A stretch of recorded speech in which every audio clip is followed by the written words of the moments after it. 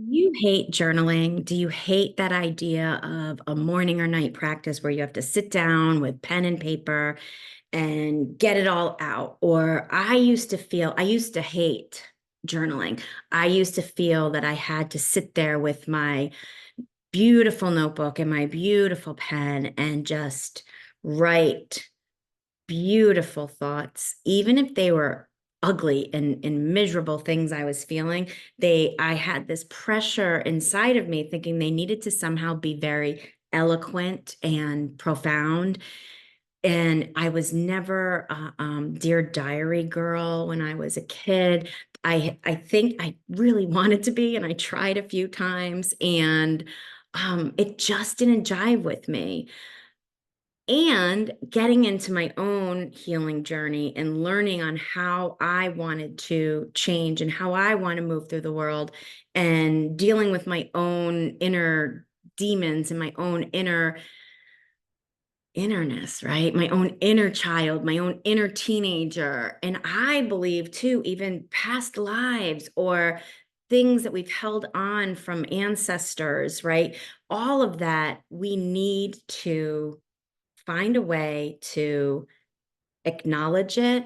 First, find it, right? Acknowledge it, process it, and honor it and move through it. And journaling is a really good way to do that. Evidence, there's actually scientific based evidence for journaling, and I'll link something below here. And I knew I needed to find a way to make it work for me. And that's what makes my coaching really unique is that I work with my clients and we find ways that work specifically for them for everything. Because this living life, right? We are all human, but not everything works for everybody. And so I had to find a way for journaling to jive with me. And I've recently stumbled upon doodling journaling, which is like amazing. But that's not the topic for today, but we can have that be a topic for another day. But today's topic, I want to share about I call it just shuffle messaging, right? And we have tarot cards, oracle cards, mindfulness cards. There's actually a deck of cards that are scriptures from the Bible. Like you can find all ways of pulling a message, right? Whether it is in a deck of cards or whether it is in a book, right? We can just thumb through. And part of this is a mindfulness technique also because we're allowing our intuition to come to the forefront and help us discern a message, help us discern how we can use something to help us move forward, to help us heal, to help us think differently, to reframe our thoughts, right? And so I did this technique inside of the learning circle and the ladies loved it. So many people were thinking that this is a great way to introduce new ways to think, new ways to journal, new ways to just have that moment, whether it's in the morning, the afternoon, or night, where you're having a chance to have an inner dialogue with yourself, right? And what happens is it turns into a catalyst. So I'm not sure if you've ever heard the saying, it's often spoken in different recovery circles, different 12-step programs, whether it's for eating or sugar or gambling or alcohol or drugs, right? It's that our prayer, when we are praying, we're speaking to our higher power, we're speaking to God, the divine. But when we're quiet and we're meditating, we're allowing that two-way street. We're actually listening for intuitive hits from your God, from your higher power, from your universe, from your highest self, wherever you feel they're coming from. And they can come from different places, right? Like sometimes I know it's the universe's intervention with me. And then other times I know that it's my highest power, that it's my version of my highest self, right? Whatever that is for you. I try to throw these blanket statements out so not to upset anybody. So you choose what works for you. Ultimately, that's what coaching is I'm showing up with my tool basket of stuff that I've seen work for myself, for my other clients, and you get to decide what works for you and what doesn't. So we're going to do a couple trials here, a couple exercises, so that hopefully when you're done watching this later today or tomorrow, you're going to say, let me try this for a way to connect with my inner voice, my highest power, and get some intuitive guidance for anything that's been on your mind, anything that you've been struggling with, right? So the first we're going to do is these. I'm going to do these first. This deck is Everyday Miracles. And now I'm realizing that this may not be a way that you can see these, but I'm going to tell you, this says Everyday Miracles. And this is a 50 card deck of lessons from A Course in Miracles. Now, A Course in Miracles is a program that I'm studying right now, and it is intuitive messages and teachings from Jesus Christ through a woman, Helen. I'm forgetting her last name. Please forgive me. But I can even link the A Course in Miracles down below too. But we're just going to give these cards a shuffle. And I actually do this deck every morning as part of my A Course in Miracles practice. And it's really connected me with, so Jesus Christ is who, how it originally came about, but there is the same concept that I say is to provide it with whatever name feels good to you. God, Jesus, Holy Spirit, universe, love. Love is LOVE, is truly the biggest one. You're getting divine inspiration from love. When we think about everybody and their higher power, I've never met anybody whose higher power, whose universe wasn't represented in the word love, right? So we're going to shuffle these. Okay, we're going to just take this first one because I'm feeling like that might be it. And this particular deck has just two sides, no cards to it. So it has a passage from A Course in Miracles and then an explanation more along that. So the past is over. It cannot touch me. And our other little message is all your past except its beauty is gone, and nothing is left but a blessing. So if we sit, this is what I do, is I sit with that message. And already I'm getting what it means to me. And I know already over there, you're getting what it means to you.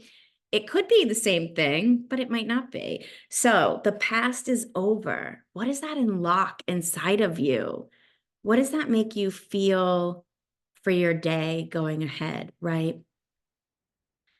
I've never had that feeling of the past is completely gone, right? Like it's always, I mean, and sometimes like I could just be sitting here and all of a sudden the past like knocks on the back of my head and wants to bust in and have a big old conversation.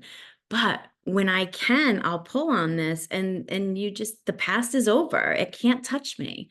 And I can remember what I want from that. And this isn't to say that we're not going to learn lessons from our past and take that, because aren't lessons beautiful too? They help us to move forward. So that is a religious, a spiritual, a God-based deck that I pull from. And now sometimes I'll walk by my bookshelf and pick up a book, and this is Life Lessons. Two experts on death and dying teach us about the mysteries of life and living. Keebler-Ross and Kelsler. It's a very a mindful book, really. And so what I do is I'll grab it and just flip through, and we're going to land on a page, and my finger stops here, and it says, even now, as adults, we feel much more comfortable listing the tasks we've accomplished than we do saying what we did something from pure pleasure. How about that? Just that sentence. And now you have a prompt to think about, to journal on. And journaling just means to write. I honestly write in bullet points when I journal. I have I'm undiagnosed ADHD, and my brain thinks much faster than my mouth can speak or my hand can write. So I've adopted the way of bullet points to help me work through that. But I'm going to read that again. I love this, right? Because it makes me think, yes, I've done this, right? even now as adults, we feel much more comfortable listing the tasks we've accomplished than we do saying we did something for the pure joy of it, for its pleasure, right? When someone says, "What did you do today?" It's mostly, "Oh, I did the laundry, I worked some, I went to the grocery store." Sometimes it's rare, and I'm working really hard on this to say, "You know what? I sat and I picked a passage out of a book and I thought about it." Or I went outside and just watched the clouds, right? Add these things that are pleasure to our to-do list, even, right? That's what this is like spurring me to think, right? Why can't I start making a list of the things I want to do for pleasure in a day and not just, if I could show you my list right now, it's ridiculous. I don't even want to do half of it. But I bet if I added some fun things to it, some things that give me pleasure, I might start looking at that list a little bit more and things start to feel a little bit easier, right? So try picking up a book. The next one is what is called an oracle card. And I have clients who love oracle cards. I have clients that they don't jive with them. It's not their way of spiritually connecting. That sometimes people think it's a little too out there, right? So this is the Divine Nature Oracle card and book set. It's so beautiful though. Like sometimes with these cards, when I pull them in the morning, I can sit and look at the picture forever and think of what that means to me and how that inspires me, right? So we're just going to give this stuff a little shuffle. Sometimes I have little neat ways that I love to shuffle, but today, in the sake of being timely, I am going to just shuffle here. And when I feel called, here we go. Oh my good God. And this is what happens is I know I always get something and then I'm like, what am I gonna do? All right, so this is gorgeous. Okay. The card is focus. And without the glare of my window, I don't even know how to do that. I'll have to practice this. So it's an eye with what appears to be a woman just crawled up in the eye. Where we lend our focus, our whole body is ending up being there. I mean, that's what I'm getting from this. I'd love to hear what you're getting from it. Let me know down there, right? Where it's almost, hope I don't mess it up, but Joe Dispenza, where attention goes, focus flows, energy flows, right? Where we give our attention is where our energy goes. That's how life works, right? If you want to be if you want to bring some joy in your life, but all you're doing is focusing on the things that are making you miserable, that's all you're going to see. That's where your energy is going. And it might be to flip it and find the little joys. And then now that your focus is turned on to joys, then you're going to see them a lot more and they're going to appear a lot more. Have you ever heard, like, if I was to say right now, the next time you get in your car, you're going to see just a ton of red cars. I guarantee you will see a ton of red cars. Just is. If I said blue, you'd see a ton of blue. Our brains are like that. Our brains are little machines, tell it what we want, and that's what it's going to look for, right? So instead of, I don't want any more hardship, I'm so sick of being miserable, right? Everybody is bothering me. That was last week's, right? Everyone was bothering me. That's what I'm going to focus on. Oh, here we are. Someone else is going to bother me again. But if I want to look at finding space and acceptance, I'm going to look for opportunities to find that, right? And I love how this card actually, to me, has a lot to do with the passage we read in the book, right? Where we're going to put our focus. What do we want to focus on?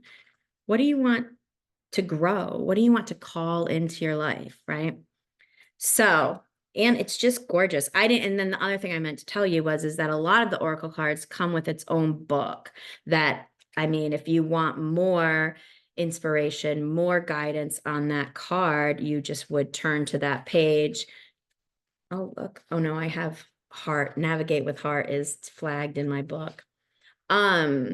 And then you have a whole nother description here.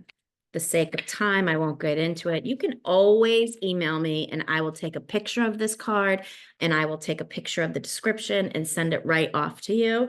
But I wanted to tell you how easy this is to do with anything. I mean, you can be in the checkout line and pick up a magazine and go to the first word, right? And it's gonna tell you something and unlock something inside of you to help you get to know yourself better, to help you navigate how you want to change better. So my last book that I'm going to show you today, and if you know me, you know that George Michael this is my one.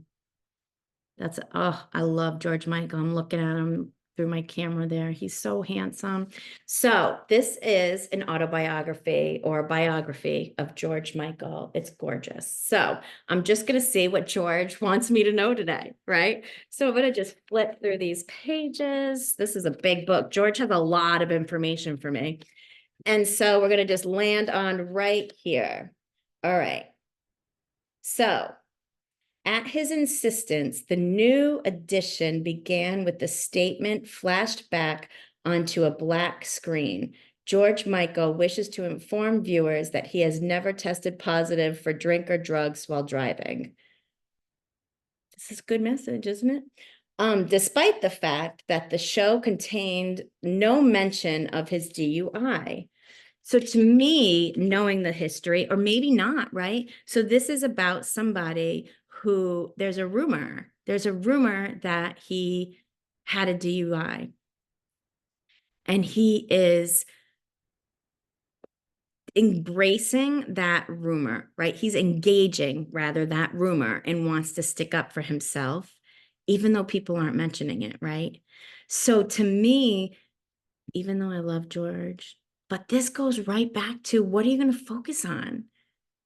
Nobody is asking him this direct question, but his brain is so focused on the gossip and the celebrityness of it, right?